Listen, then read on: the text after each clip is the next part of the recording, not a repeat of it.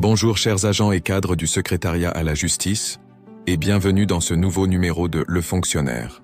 Ce numéro porte sur les chapitres 5 et 6. Chapitre 5, du transfert. Pourquoi un agent peut-il être amené à changer de service au cours de sa carrière? Au cours de sa carrière, un agent public peut être appelé à exercer ses fonctions dans différents services ou administrations. Cette mobilité n'est pas une anomalie. Elle constitue au contraire un mécanisme normal de gestion des ressources humaines dans la fonction publique. L'administration doit constamment adapter ses effectifs aux besoins du service public. Certaines structures connaissent un manque de personnel qualifié, tandis que d'autres disposent d'effectifs suffisants.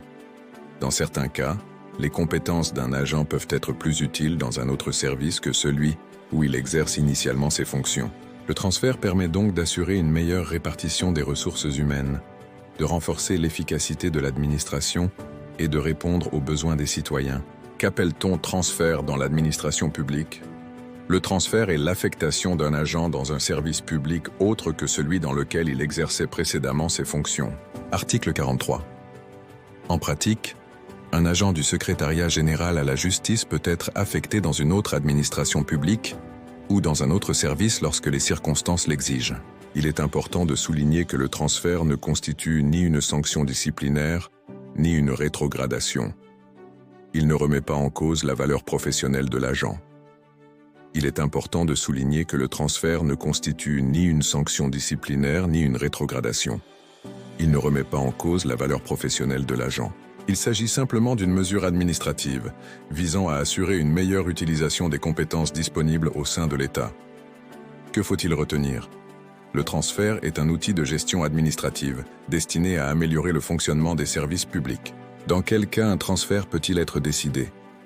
Le transfert peut intervenir à la demande de l'agent ou pour nécessité de service. Article 44. Lorsqu'il est demandé par l'agent, le transfert peut être motivé par diverses raisons. Le rapprochement familial, des raisons de santé, des contraintes sociales, un projet professionnel particulier. Lorsqu'il intervient pour nécessité de service, il répond avant tout aux besoins de l'administration. Celle-ci peut juger nécessaire de renforcer certains services ou de réaffecter des agents en fonction des priorités gouvernementales. La décision de transfert relève du ministre ayant la fonction publique dans ses attributions, après consultation des services concernés. Pourquoi cette disposition est-elle importante? Elle permet de concilier les intérêts de l'administration avec les préoccupations légitimes des agents. Quelles garanties sont accordées à l'agent transféré?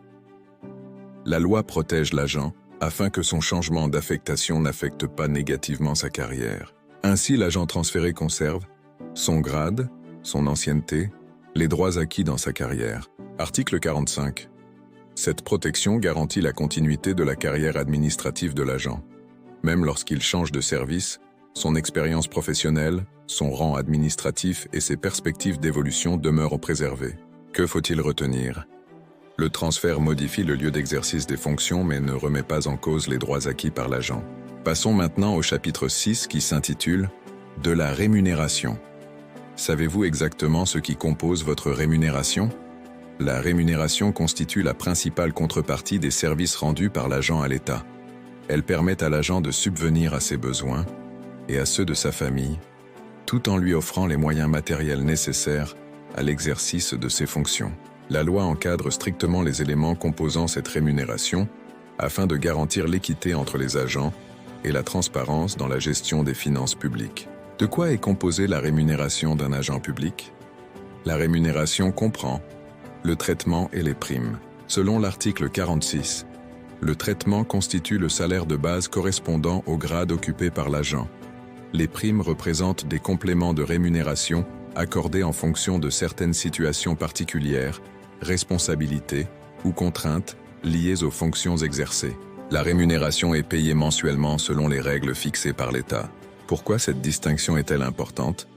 Parce qu'elle permet à chaque agent de comprendre la structure de sa rémunération et les éléments qui peuvent influencer son revenu. Article 47. Cette évolution récompense l'expérience et encourage l'amélioration constante du rendement. Pourquoi cette distinction est-elle importante?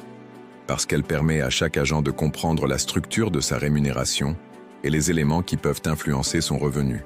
Ça sera tout pour ce numéro, présenté par la cellule de communication, sous la conduite du directeur Léon Mboyo Chabani Ikoukou. On se retrouve prochainement pour les autres chapitres.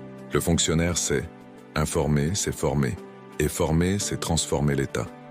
À bientôt.